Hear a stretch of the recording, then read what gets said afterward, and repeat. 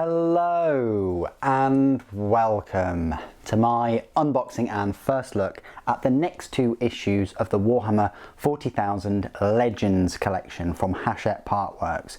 This will be issues 75 and 76, which, you know what that means, guys? It means that there are only 4 more books left to go. 7, 8, 9 and 80. So that's 2 more months. We've just got September and October, and then we're Hachette Partworks free. Well, not really, because we've got the Conquest collection, of course, but that's mainly all the models and paints and things like that, which I am getting through all those videos, and I think I'll probably have 2 or 3 weeks where it'll just be those to try and catch up. Anyway, let's have a look at this box. So they're in here. If you don't already know what this subscription is, it costs you £20 a month, and you get 2 hardback novels from the 41st Millennium or the Horus Heresy.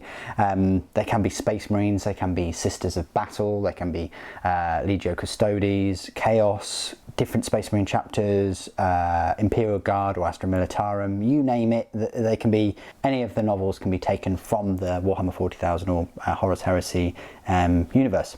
Anyway, let's unwrap that, because there's no need for a knife for this cardboard box, and we'll just take these books out, and then here we go. So 75 and 76. So 75 is Necropolis by Dan Abnett, really looking forward to reading that one, and then Gods of Mars by Graham McNeil. I actually wanted to pick that up separately for quite some time, so I'm pleased that this is in the collection. I will unwrap issue 75. First of all, Necropolis. Dan Abnett, fabled Warhammer 40,000 novelist. So issue 75 is actually number 47 in the collection, and it's got a picture of one of these shock troopers of Astra Militarum. Totally forgotten their name. Please put it in the description, help everyone out. Firstly, I'll just read you the preface of Necropolis. On the world of Vergast, a grinding war between 2 hive cities, one loyal to the Imperium, the other fallen to the worship of the Dark Gods, is bolstered by the forces of the Imperial Guard, spearheaded by Colonel Commissar Gaunt and the Tanith First and Only. But bitter rivalries and treachery threaten to derail the defence of Vervenhive, and it falls to Gaunt to take command of the Imperial forces and forge victory from an almost certain defeat. This edition includes the additional short story, In Remembrance, in which Gaunt's ghosts hunt down enemy guerrilla forces in the ruins of a once great city. That's pretty cool. This book, this novel here, will set you back 345 pages, and it was first published, probably quite a while ago actually, in 2000. So yeah, 19 years old, this book. I think I remember getting, I'm sure I've read this book, but I think I remember getting the big omnibus of the Gaunt's Ghost novels round about 2004, I want to say. So that was still sort of 4 years after this book came out. Let's have a look at the artwork, which is synonymous to all of these novels. So in here you've got the front art cover, Necropolis, and this is by Adrian Smith.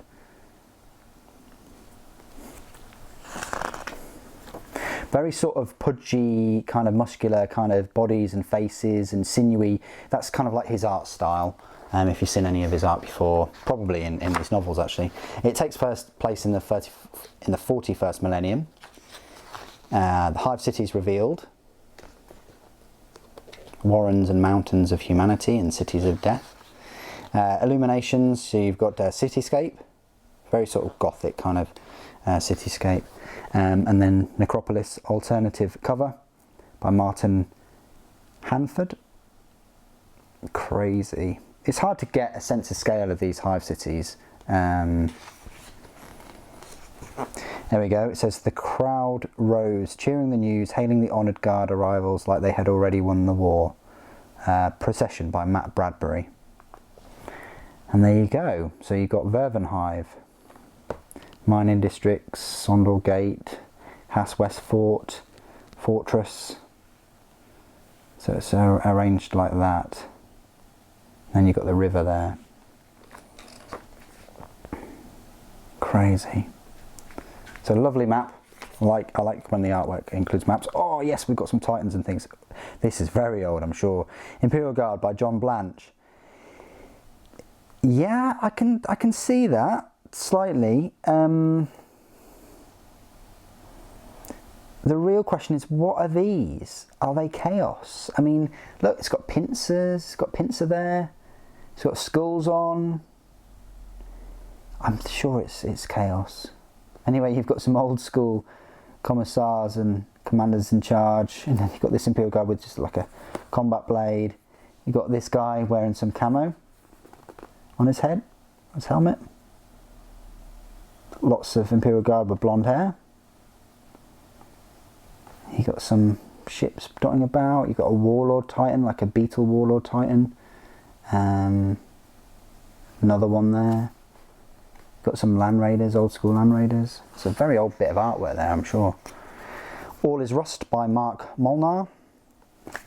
And then Tank Commander by Kevin Chin. Let's give them hell, Grisman said to his crew, and, via the Vox, to all his men. The Armenian tank units roared down through the Commercia and back into the war. Necropolis by Raymond Swanland. That looks a bit more sort of newer artwork, digitised artwork, and then a little bit of an advert. So that's Necropolis, 314, quite a nice, straightforward read, I would have thought, following Commissar Gaunt. Now, Gods of Mars, this is issue 76 by Graham McNeil, another well-known 40k and Horus Heresy author. So two good authors in this month's edition. And this number is 57, and the spine, yeah, sort of has some kind of mechanicum, mechadendrite tendril things on there. I'll just read you the preface, then we'll get stuck into the book. So Gods of Mars by Graham McNeil. Beyond the edges of the galaxy, Archmagos Kotov's great voyage is over.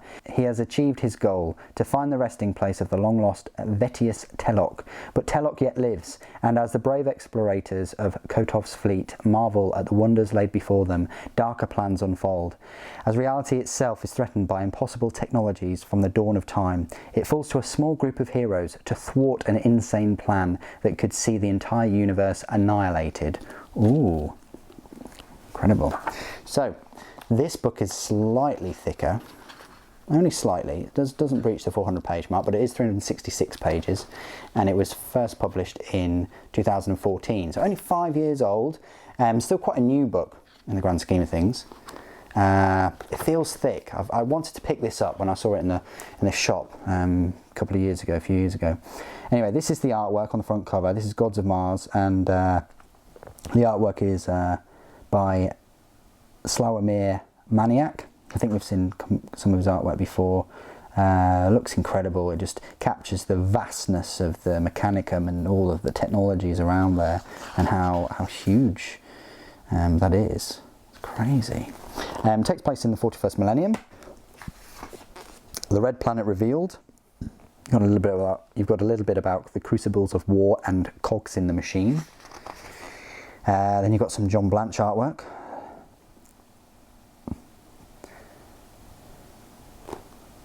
Just there, Adeptus Mechanicus, and then you've got Adeptus Mechanicus by Jez Goodwin.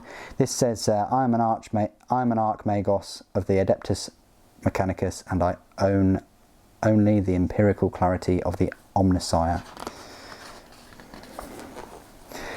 Magos by Matt Bradbury. We saw one of his artworks before, and Adeptus Mechanicus again by John Blanche. Forge World by Mark Molnar. You've even got what looks like a Emperor class Titan there. Absolutely incredible. And then you've got a Warlord at the back. I don't know if size wise it sort of makes sense. I mean, I always think that the Emperor has the head slightly lower, but the head on the Warlord is quite high, so, but yeah, it's hard to get the sort of sizes right. But I love this sort of lava or forge stuff pouring into this mould or whatever, and then flowing from the Adeptus Titanicus symbol. So is it a Titan forge? Must be, if it's a forge world. Well, not all forge worlds are forge Titans.